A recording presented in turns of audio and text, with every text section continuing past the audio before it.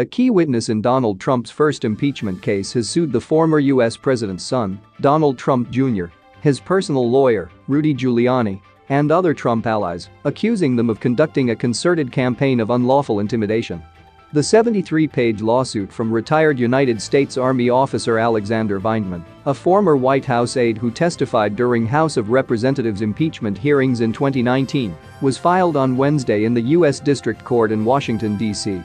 Vindman testified during the impeachment proceedings about a phone call in which Trump pressed his Ukrainian counterpart Volodymyr Zelensky to investigate his rival, Joe Biden, and Biden's son, Hunter.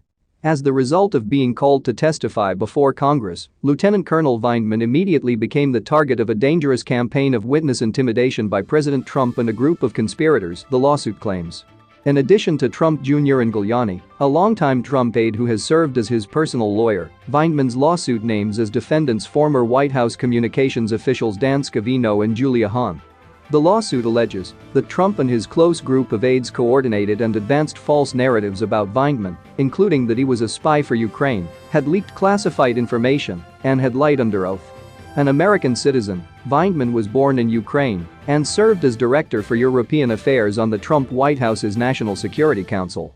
The actions taken by defendants against Lieutenant Colonel Vindman sent a message to other potential witnesses as well. Cooperate at your own peril, his complaint states, adding that the message reverberates to this day. Lawyers for Trump Jr., Scavino and Giuliani did not immediately return messages seeking comment from the Associated Press news agency. Hahn did not reply to an email seeking comment. Vindman announced in July 2020 that he was retiring from the U.S. Army after more than 21 years and voiced similar allegations of harassment, bullying and intimidation as those included in Wednesday's lawsuit. Trump was impeached by the House for abuse of power and obstruction of Congress, but acquitted by the Republican-held Senate in February 2020.